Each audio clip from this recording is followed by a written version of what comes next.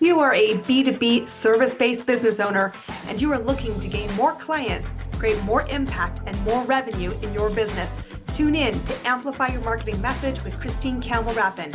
Every week, we're going to take you through how to build an audience of buyers, mastering your marketing message, and making offers that convert consistently. We'll see you all on the inside.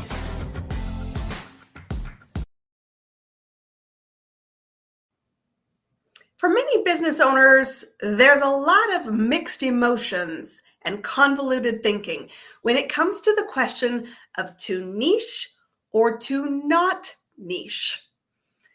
Or perhaps you're thinking too niche or too not niche. Well, I'm going to come and share my perspective on the importance of getting clear on who you serve when it comes to finding your next buyer predictably. Because truthfully, I think you're asking the wrong question if it comes down to finding more buyers. Many people will argue that in order to be found, you have to declare a market segment, which is for what we mean here in this podcast episode is your niche or your niche. So if I asked you, you might say my market segment is chiropractors, offices who have 3 or more practitioners, who run this amount of client revenue, and who serve this geographic area. And that all sounds really good because it's clear. But my question to you is, knowing that, does it help you find your next buyer? Well, perhaps it helps you when you are prospecting, but does it help the buyer find you? Maybe that is not so clear. In all my observations of working with businesses, everything from freelancers and solopreneurs to some of the biggest companies on the planet, your buyer is often not who you think it is. And that's where niching becomes problematic in the traditional sense of viewing it as a market segment. And truthfully, most of my clients, when they come to me, don't nail this market segment out of the gate. This process of finding who is your next buyer is more iterative than it is read to be in a marketing textbook. And that is probably why you find so much confusion about, do I niche? Do I not niche? What's the benefit? Does it help? At the end of the day, you're left confused. And at the end of the day, you're left struggling still with the bigger question. Where the hell is my next client coming from?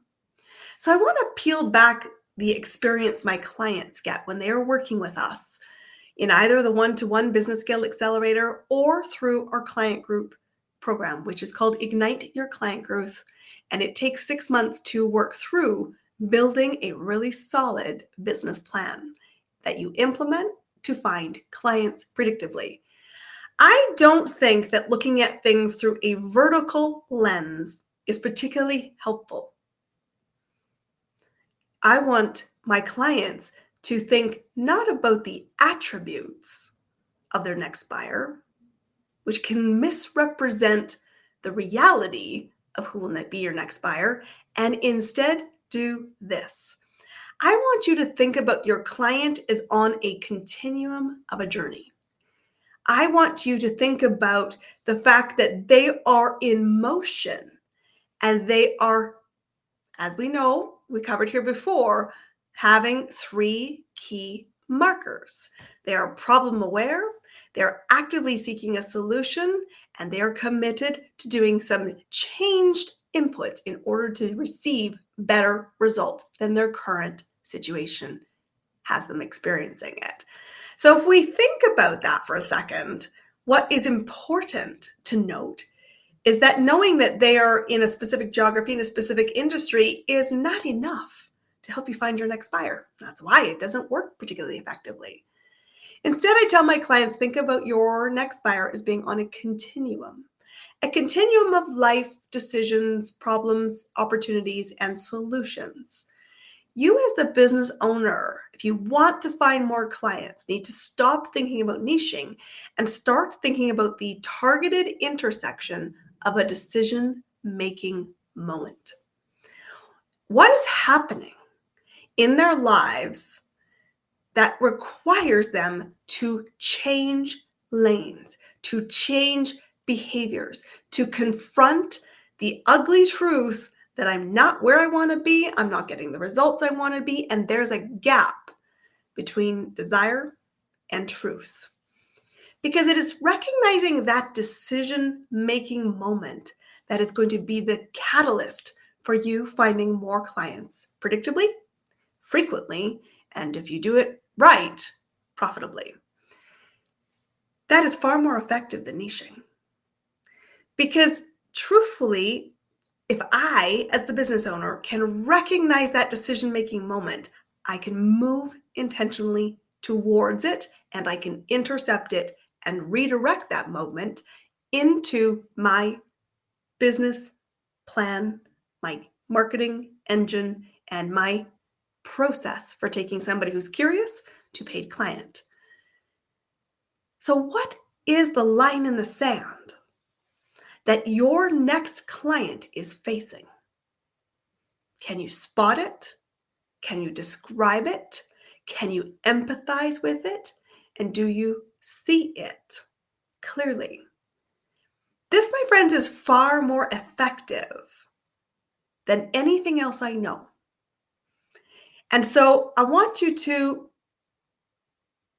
start to shift your perspective around not the question, should I niche or not niche, but what's the decision-making moment my next buyer is facing?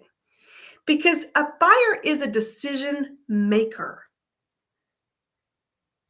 The attributes are just window dressing. You need to recognize what's the line in the sand that they are drawing for the first 10th, 100th, or maybe millionth time. Because it is through the decision that you have opportunity to create client growth. And so when I'm coaching clients to get out of the traditional BS story of to niche or to not niche, and say, I don't care what niche you're in. I don't care when you come to me as a potential buyer for my services, whether you have a business that is in the world of chiropractics, in the world of financial services, in the world of rare books and manuscripts, or anything else under the sun. It doesn't pertain to whether I can help you or not. It's just the window dressing. What matters to me and what would make the decision a firm yes or no, which is our goal, comes down to whether I know what you are looking for when you are facing a decision. And it is understanding what decision is happening, what you desire, what it looks like, what the gap is that I can tap into. And so when I tell clients, I want you to see a continuum. I want you to choose the intersection point. I want you to know this really important part of this. That intersection point is not the same intersection point that happens when somebody has already decided, i.e., your current client or your past client, because they've already made the decision and they're in a different time and space than the person who is contemplating a decision. That person contemplating a decision is earlier. What we need to do to support that decision differs. The speed at which we engage differs. The amount of details we provide differs. And so that is one of the reasons why most people really struggle to find clients. They're so focused on who they do serve and who they have served, but they're not thinking about who they're next going to be serving and what is happening in their time continuum. And therefore, unfortunately, you walk right by them. That's a mistake you have to correct. It's the mistakes that we take clients through so that our clients don't miss this gap. But when you're contemplating a decision-making moment, this is iterative. Most of my clients do not get this the first time because it is about theory and real life. And usually there's a gap. And so I tell clients there's 5 things we need to do to land on our decision-making moment. And once we land on it and the clarity grows, You can add gasoline, you can speed up the engine, you can add capacity, and you can really accelerate the growth of your business and your bottom line. But you have to have proof of concept. You have to know the moment, intersect the moment, and do so predictably. So here's the 5 steps we take our clients through. The first thing you have to do is experiment. That means talking to real people. There's no point building an entire product or service around somebody that is not a decision maker and is not in this world of grand theory. So we experiment. We talk to people. We find out where they're at. We want to decide if we want to meet them in that moment or somewhere earlier or somewhere later and everything in between. So get into conversation and ask yourself, is this who I truly want to serve? Do I have the patience, tenacity, understanding, and compassion to serve them well? And you know that by step number 2, which is tracking movement. Everything we do is about movement and momentum. The holy grail of consistent clients comes down to predictably curating movement. So I want to track wins. If I engage, do they have the behavior I desire? If I connect, does it land? If I experiment, what are the good, the bad, and the ugly around it? And I need to keep fine-tuning, which is why it's like an onion and why we often don't hit this out of the park the first time around. The third thing we want to do, if we want to be successful, we want to take a fast track to business growth, is we need to look for markets that are already winning. It is so much easier to play in a landscape of buyers that are already buying than for you to create a market. Demand and supply is simple economics. If there is demand for a service, you have better chance walking into it, getting clear on that decision-making moment and showing up to be able to supply a result and guide your next client to success. So I want you to track the market.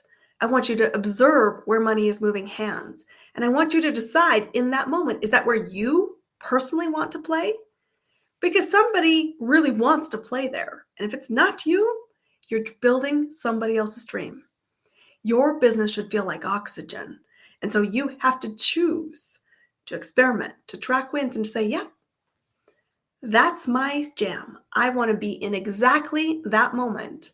Not because I can, because we're taking basic capabilities as a given, but because I choose to. Because choice is the ultimate motivator, whether you are in a winning season or a struggle season, and both are on the horizon.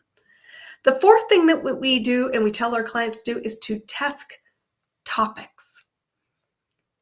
Just because somebody is in a want phase doesn't mean that you are the right must hire. You might have a plethora of skills, a plethora of ideas, and a plethora of strategies in your toolkit. You get to test the topics that land. You get to listen to the internal tuning fork and say, am I showing up in a way that feels like oxygen? And discard those that don't feel like the spark that lives eternal. The fifth thing that you need to do is fine-tune. Fine-tune your language, fine-tune your approach, fine-tune your offer, fine-tune the invitation. Because here's the truth. You are looking for a needle in a haystack.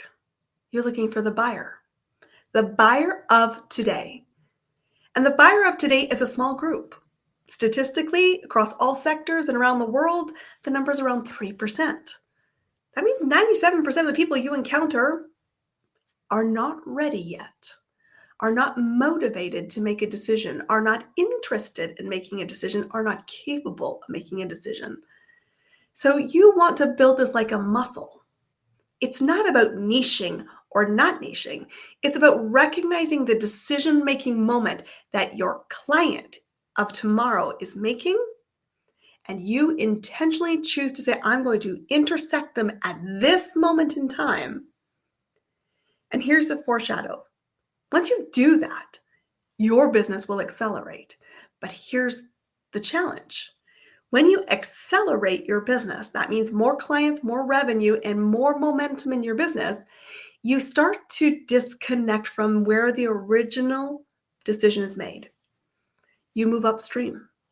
And when you move upstream, you're thinking, why is what used to work no longer working? Well, it's no longer working because you're focusing on attributes and not the decision-making moment. And my friends, that happens to us all. And it takes important discipline to go back to the foundations and say, what's really happening? What's really going on? What do they really desire? What can I bring to the table? What would spark their imagination? And keep asking what. If you want to find more clients, niching is a who question. You're asking the wrong question.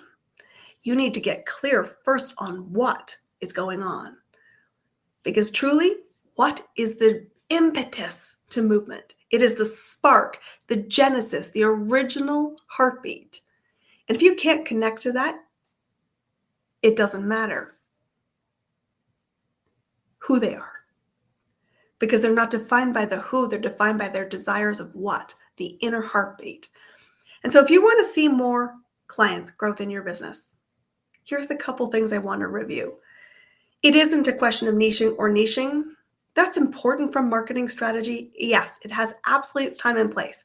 But if your goal is clients, deciding that somebody is a vertical specific place isn't always the best focused action you can take. Instead, I'm going to invite you into what my clients experience. A whole shift of thinking, not around niching, but around decision-making moments. What's the intersection that you want to play at? What's the place you want to put up a signpost? What is going on? And how are you uniquely positioned to direct traffic? Recognizing that not all traffic will follow your pointed direction. That's okay. You're looking for your buyer, not any buyer. Doesn't that sound attractive? Your buyer, not any buyer?